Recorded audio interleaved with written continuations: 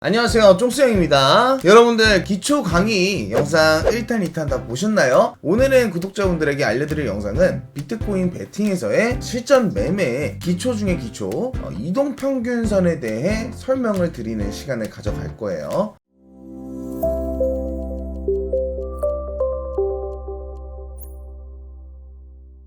자, 목차입니다. 자, 이동평균선. 자, 챕터 1 이동평균선이란, 챕터 2는 이평선을 활용 분석 방법, 세 번째는 이동평균선 크로스 분석에 대해서 말씀을 드릴 거고, 네 번째는요 이동평균선 밀집도 분석, 다섯 번째는 실전 강의에 대해서 간단하게 설명을 드릴 겁니다.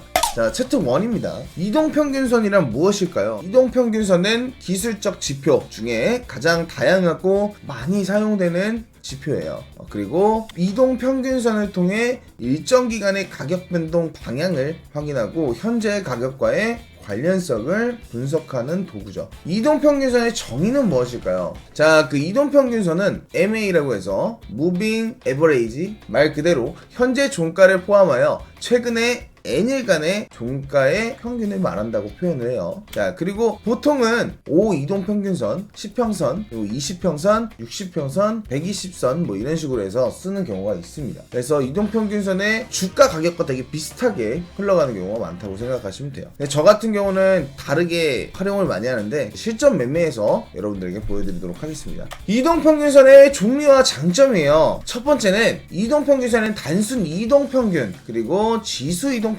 가중 이동평균이 있어요. 이동평균선을 이용하는 장점은 계산하기가 편리하고 계산 결과에 따라 기계적으로 매수 매도를 객관적으로 도출을 한다는 겁니다. 네, 이동평균선의 특징은요, 5이평선은 단기 추세 파악이 좋고요, 그리고 단타에 주로 쓰는 이평선, 그리고 암호화폐 시장에선 3일 이평선이 정확하다라는 말도 있긴 해요. 21평선은 중기 또는 심리 선에서 불려요. 그래서 5이평선과 더불어 자주 사용되고요. 5이평선과 22평 상방으로 교차하면 골든크로스, 하방으로 교차하면 데드크로스. 61이평선 중기적 추세선 또는 수급선이라고 표현을 하는데, 가격이 5선, 20선, 60일 위에 위치하고 있으면 정배열이라 불리고, 하락 조정 시 60일 이동평균선의 강한 지지 저항선 역할을 또 하기도 합니다. 120선은 장기적 추세 또는 경기선, 이는 일반적으로 주식의 경우보다 6개월 정도 선행하는 것에 알려져 있고, 이러한 요소를 반영하는 이평선이라고 표현을 합니다. 자, 그리고 마지막으로 주요 지수가 중장기적으로 상승 랠리를 접어들었는지 판단하는 1차 신호가 120일 이동평균선의 돌파라고도 볼 수 있다고 표현을 해요. 근데 이것은 사실 가장 기본적인 선일 뿐이에요.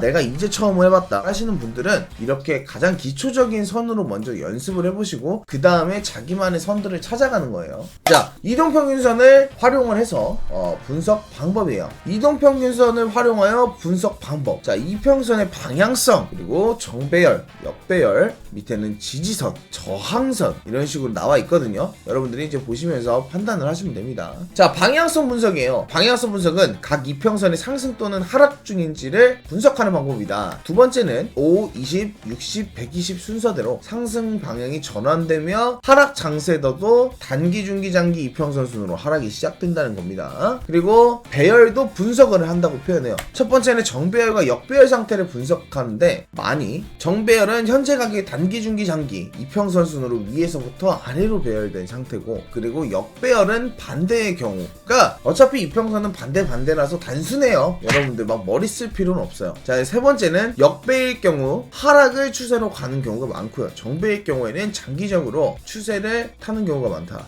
자, 그리고 지지선 분석인데요. 첫 번째는 가격이 상승 중일 때는 단기, 중기, 그리고 이평선을 지지선으로 상승하게 되나 하락 반전될 때에는 이평선을 차례로 하향 이탈하게 된다. 이거는 제가 이따가 실전 매매에서 보여드릴 건데 잘 기억해 주세요. 자, 두 번째는 이를 기반으로 단기, 중기, 장기 이평선의 특성을 파악하고 일시적인 속임수, 개미 털기를 예방하고 수익률을 증진하는 데 활용을 한다. 마지막은요, 저항선 분석이라고 표현을 해서요, 가격이 하락 중일 때에는 단기, 중기, 장기 이평선이 차례로 저항선이 되어 가격이 하락하거나 상승 반전할 때에는 각 이평선을 차례로 상향 돌파하면서 가격이 상승을 한다. 자, 그리고 챕터 3입니다. 이동평균선 크로스 분석이라고 표현을 하는데요, 이 화면에 맞춰서 밑에서 지금 현재 보이시는 것과 같이 차트의 앞부분에 이렇게 몰렸죠. 강세장일 때는 이렇게 몰리면서 우상향으로 가면서 골든 크로스가 되는 경우가 있고요. 이렇게 여기서 올랐다가 떨어지면서 꺾이는 차트가 만들어질 때 이거를 데드 크로스라고 표현도 합니다. 이걸 추세선과 그어보시면 정말 잘 맞아요. 근데 여기서부터 추세선을 그었다고 가정을 하게 되면 추세선이 깨지는 자리에서 쿨쇼트가 한번 떨어지죠. 이런 것들, 이제 이런 디테일함들을 여러분들이 나중에 심화 과정을 통해서 안내를 도와드리도록 할게요. 자, 그래서 크로스 분석이에요. 골든 크로스, 데드 크로스. 자, 크로스 분석은 단기 이평선이 장기 이평선을 아래서 위로 상향 돌파하는 골든 크로스, 단기 이평선이 장기 이평선을 위에서 아래로 하향 돌파하는데 데드 크로스가 있다. 그리고 골든 크로스는 첫 번째, 단기 이평선이 장기 이평선 밑에서 위로 치고 올라가는데 이 순간을 강력한 매수 신호라고 표현을 합니다. 두 번째요, 단기 이평선이 장기 이평선을 상향 돌파하면 단기 이평선이 상승해야 한다. 세 번째는 이때 거래량의 변화에 주목을 해야 되고요. 거래량 증가는 강력한 매수 신호가 되기 때문이다. 네 번째는요, 강력한 매수 신호라는 건 결국 강세장으로 전환될 가능성이 높다라고도 표현을 해요. 자, 그래서 이제 데드 크로스에 대해서도 상세하게 설명을 드릴 건데요. 데드 크로스라는 단기 이평선이 장기 이평선을 위해서 아래로 뚫고 내려가는 모습을 말하고, 즉 단기 이평선 하락하고 있다는 것이죠. 그리고 두 번째는 데드 크로스는 단기 하락 추세가 이어진다는 전제로 약세장으로 전환 신호로 받아들여지고 있다라는 것이고, 세 번째는 데드 크로스일 때 거래량 추세를 보면 대체로 감소하는 모습을 나타낸다. 자, 크로스에 대해 주의점에 대해서 제가 설명을 드릴 건데, 첫 번째는 이론과 달리 골든 크로스가 발생 이후 가격이 떨어지는 경우가 흔히 발생을 합니다. 이는 단기 상승에 따른 이제 부작용, 말 그대로 이제 쉽게 생각하면 조정이라고도 표현을 하죠. 자, 단기간의 가격을 이제 상승을 의식한 경계 매물, 즉 세력이 나온다. 가격이 오른 만큼 매매 차익을 겨냥한 차익 매물도 이때 나오게 된다는 거고요. 그래서 단기 반락하는 경우가 종종 나온다. 세 번째는 약세장에서 나타난 골든 크로스는 오히려 매도 신호가 될 수 있음에 주의해야 하고, 결론적으로 이러한 크로스 분석에도 진짜와 가짜의 크로스 지점에 있다는 것을 알아야 된다는 겁니다. 자, 그리고 네 번째입니다, 여러분들. 이동평균선의 밀집도 분석이죠. 그림으로 보여드릴게요. 밀집도란 것은 이렇게 이평선이 몰렸다. 자, 여기서 캔들보다 이평선들을 위에 있으니까 밑으로 내려가죠, 전체적으로. 그러면서 여기서 꺾이는 모양이 만들어지면서 한 번 더 또 꺾고, 그리고 꺾였다가 살짝씩 흔들어 주다가 그 다음에 여기서 올려주고 한 번 다시 내려주죠. 이게 세력들이 들어온 것을 세력들이 알기 때문에 세력들이 사람들을 입절시키기 위해서 여기서 한 번 눌러주는 거라고 표현도 많이 하거든요. 그래서 눌러주면서 여기서 다시 골든 크로스가 형성되면서 이때부터 진짜 롱이 나오기 시작하죠. 자, 그리고 나서 크로스가 다시 되고 나니까 데드 크로스라고 해서 다시 떨어지는 차트 이쁘게 보여주시죠. 자, 그래서 밀집과 분산의 순환 과정, 그리고 밀집은 추세의 전환의 시그널이라고 표현을 하고요. 자, 첫 번째, 장기, 중기, 단기 이평선이 서로 떨어져 있는 거리와 밀집도, 그리고 집중되거나 분산되면 상승과 하락을 순환하는 과정을 통해서 분석하는 방법입니다. 자, 두 번째는 이평선의 가격이 멀어질수록 기존 추세가 계속되고, 멀어지던 가격이 좁혀지기 시작하면 추세 전환에 가까워짐을 예고합니다. 자, 추세 매매법. 자, 추세 매매법 뭘까요? 첫 번째, 하락 추세 트레이딩 전략이라고 표현을 하는데요. 단기 이평선 위에서 아래로 중장기 이평선을 급속히 하향 돌파할 경우에 매도 신호, 그리고 위로부터 장기선, 그리고 중기, 단기 가격 순으로 역배열이 되어 나란히 하락 중일 경우에는 약세 시장이 지속될 가능성이 있다.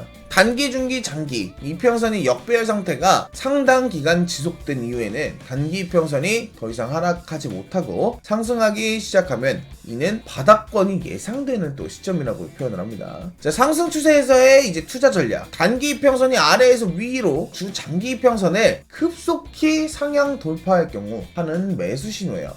자, 그리고 위로부터 가격이 단기선, 중기선, 장기선의 순으로 정배열 상태가 되어 나란히 상승 중일 경우에는 상승 국면이다 라는 표현도 하죠. 그리고 단기, 중기, 장기 이평선의 정배열 상태가 상당 기간 지속된 이후에는 단기 이평선이 더 이상 오르지 못하고 약해지면 단기 고점이 예상되는 시점이라고 보셔도 됩니다. 자, 그래서 단기, 중기, 장기 이평선이 밀집되어 서로 혼란스럽게 얽혀있을 때는 장세의 방향이 불투명 설명함으로 매수 타이밍을 한 단계 늦추는 것이 좋다라고 표현을 해요. 자, 이렇게 돼서 제가 이제 여러분들에게 실전 매매법을 보여드리도록 하겠습니다. 저는 이제 트레이딩 뷰를 통해서 베팅을 하기 때문에 트레이딩 뷰라는 곳을 보여드리는 거고요. 어떻게 이평선을 넣는지에 대해서부터 말씀을 드릴게요. 자, 보시다시피 아무것도 없는 차트예요. 자, 지표를 눌러보시면 자, 지표에서 MA라고만 치셔도 돼요. 이동평균선이 이렇게 뜨죠. 일단 오늘은 여러분들한테 가장 기초적인 것들을 알려줄 거기 때문에 딱 4개로만 보여드리도록 할게요. 자, 저 같은 경우는 5이평선, 저는 하얀색으로 가도록 할게요.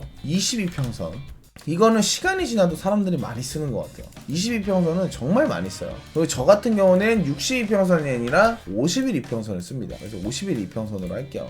50일이 나왔으니까 102평선이 맞겠죠? 그래서 저는 100으로 하겠습니다. 일단 여러분들이 지금 큰 차트로 보시는 것보다 이게 작은 차트로 보시는 게 좋은 게 아까 나왔던 거와 차트가 매우 비슷하다는 걸 느끼셨을 거예요. 여기서 크로스가 되면서 이제 크로스가 만들어져요. 여기서 눌려지면서 한번 바닥을 다지고 다시 한번 크로스가 되면서 올리고 이렇게 만들어지죠. 그리고 나서 한번 세력들이 들어왔기 때문에 눌러주는 차트가 만들어진 거예요. 그 다음에 여기서 다시 한번 더 크로스가 되니까 어떻게 되죠? 빔으로 나오죠. 이런 것들, 이게 여러분들이 보시기에 실전 매매에서 가장 기초적으로 많이 쓰는 것들이에요. 자, 그리고 여기서 이제 전체적으로 눌리는 차트가 보이고 계시죠? 이 이평선들이 여기서 몰리면서 잠깐씩 놀다가 여기서 꺾였다가 여기서 다시 크로스가 만들어지는 차트가 보이시죠? 그러니까 크로스가 되니까 어때요? 쭉쭉쭉쭉 올리죠. 쭉쭉 올리다가 자, 여기서 이 벌어졌던 이 격차가 났던 이평선들이 자, 이렇게 멀리 떨어져 있던 이평선들이 어느 순간에 보니까 갑자기 셋이 몰렸어요. 데드 크로스라고 표현을 하는 거예요. 자, 데드 크로스가 나오니까 큰 숏이 또 떨어지고 있는 거죠. 이렇게 해서 이제 데드 크로스가 있고 골든 크로스가 있고 이런 것들에 대해 여러분들은 설명을 해드린 겁니다. 금일의 이동평균선에 관련된 영상은 여기서 마무리를 짓고요. 다음에 코린이 또 꿀팁 영상들로 해서 계속적으로 여러분들에게 진행을 해드리도록 하겠습니다. 너무 감사했고 구독 버튼 눌러주시면 감사하겠습니다. 오늘 영상은 여기까지로 마무리를 짓도록 하겠습니다. 여러분들 감사합니다.